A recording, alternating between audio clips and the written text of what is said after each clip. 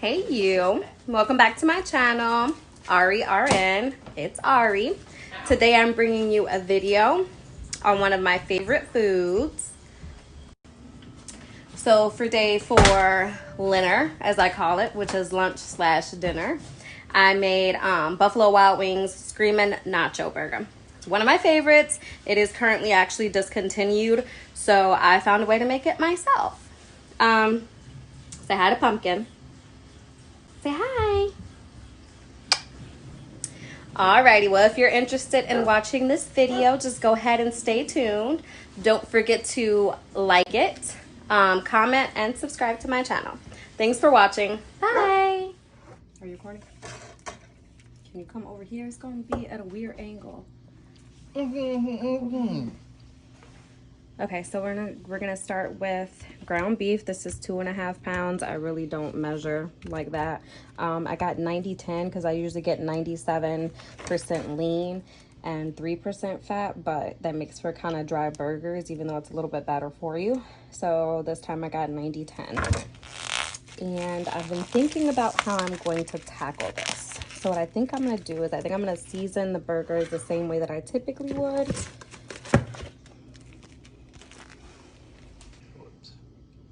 Okay, so these are my go-to seasonings. If you've seen any of my previous videos where I'm cooking, these are the ones I use to season my meat. Sometimes I add something in addition to this, like sazon or oregano, parsley, you know, but this is my base rub, basically. So I use Lawry's adobo, onion powder, garlic powder, and black pepper.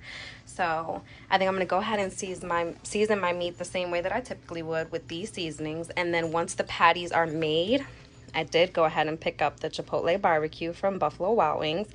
So I will season the top and the bottom with this rub. Lawry's adobo. What? Is that a lot? It's almost 2.5 pounds of meat. Onion powder, garlic powder, and pepper. So what you could do if you want to see if your meat is seasoned enough is after you mix it all together, this might sound gross, but this is what I do. I just touch the meat and I touch it to the tip of my tongue. And if if it tastes salty, then that's good enough. But if it doesn't do anything, if it doesn't send off your taste buds, then you probably need to add a little bit more. A safer way or less disgusting way that, you know, some people feel like that's gross. You can take a little piece, like a little bitty patty, put it in a skillet, sear it up, and taste that piece and see if it's seasoned enough for you. You know, if you ever have any doubt. That's how I do my meatloaf when I'm making meatloaf. If I'm not sure, you know, like, hey, did I add enough Worcestershire or whatever, see what I need to add, I just make a little sample patty and adjust the seasonings accordingly. Okay, so this is what I was using at first, but I can't really mix it in the way I want to, so I just got a glove and I'll do it like that. And that's how you launch patty meat onto the counter. We will blame that on today's cocktail, Moscow Mule. If you're interested in knowing how to make that, please go back in my videos and watch the Pineapple Moscow Mule video.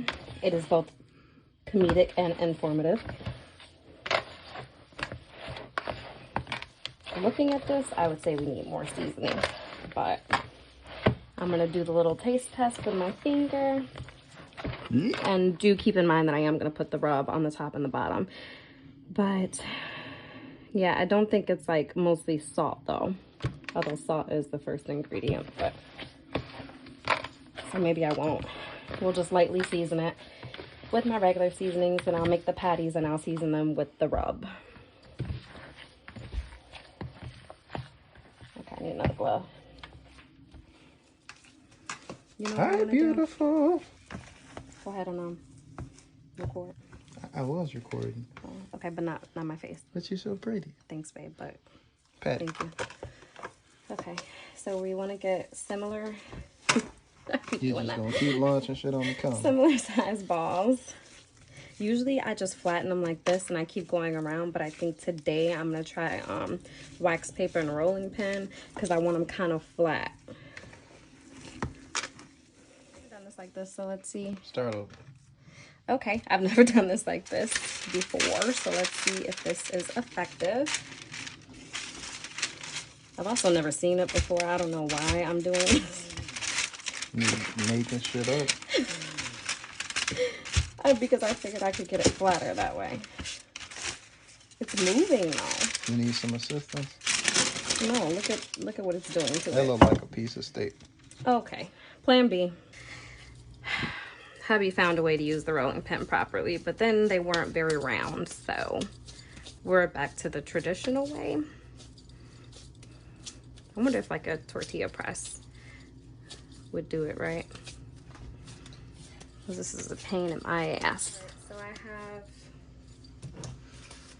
made the burgers into patties. I've already shaken this up. Ooh, that's gross. So this is the Chipotle barbecue.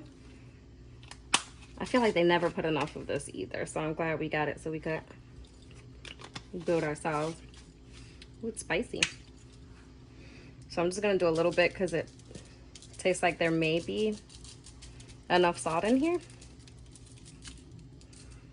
But I'm still gonna do both sides. Just gonna lightly dust them off.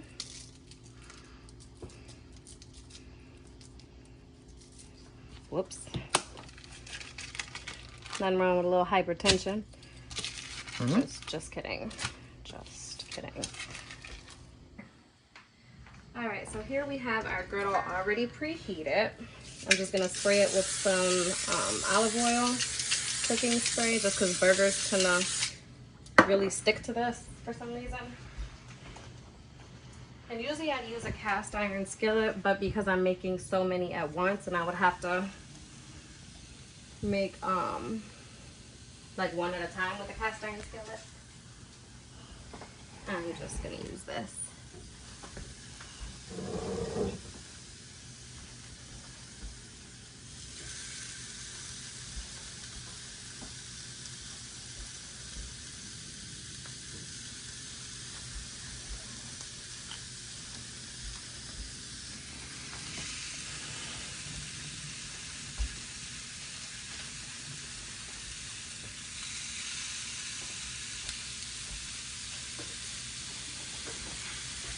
Okay, and while those are cooking, I'm gonna go ahead and preheat this little number here.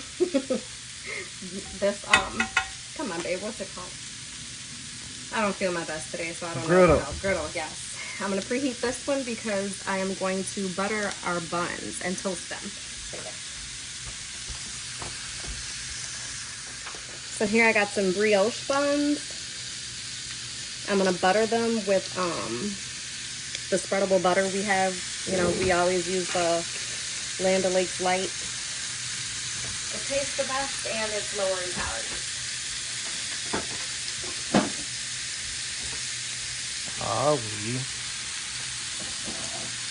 Alright, so we're gonna start with 3 buns because it's only 3 of us.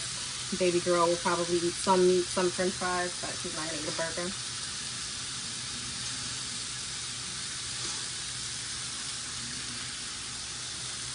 But definitely just took the meat. Very nice.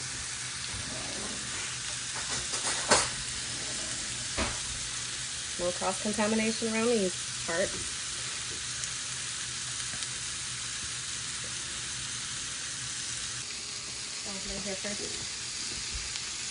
Alright, so the buns are getting nice and soft.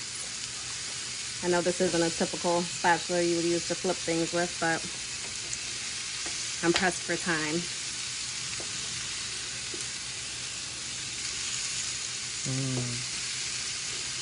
Smell like a Whopper in here.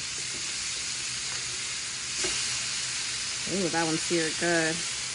This eye is bigger than the eye in the back. Alright, so while that's doing its thing, those are doing their thing. Uh-oh, this one's getting too hot on the side of there. move this one back. All right, so this is the pico de gallo we made earlier. And these are going to be the jalapenos that we put on the burger. So I'm gonna prepare everything for that. You know, actually I think they do whole slices, so.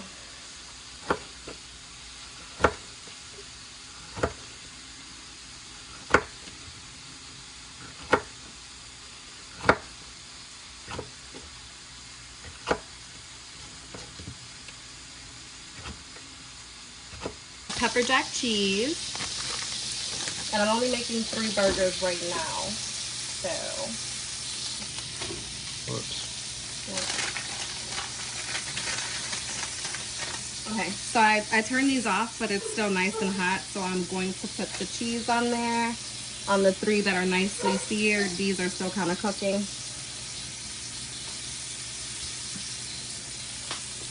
All right.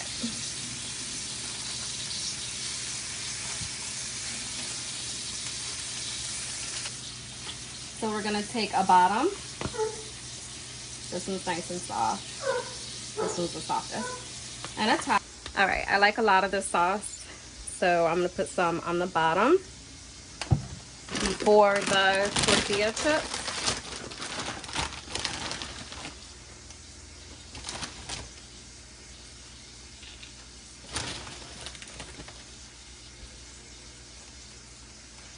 Okay. Then I'm gonna put a burger patty. Okay, a burger patty. We'll do a few jalapenos, not too many, because you know they are seeded, so they are uber spicy. And then we're gonna do some of the pico. I feel like I'm forgetting something. What am I forgetting? Mm-hmm. So how they usually do it, they usually put the pico and the sauce together and it kind of just sticks all together. So I'm gonna try to mimic that a little bit.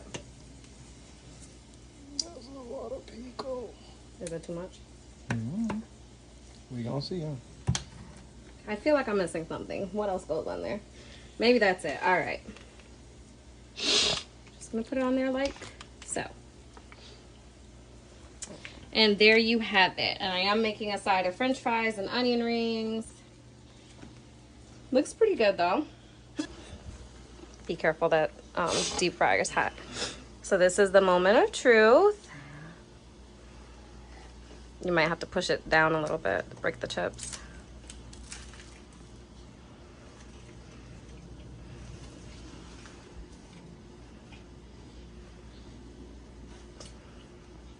It's good? Yeah. It's good? Yeah. Okay, I guess it's good.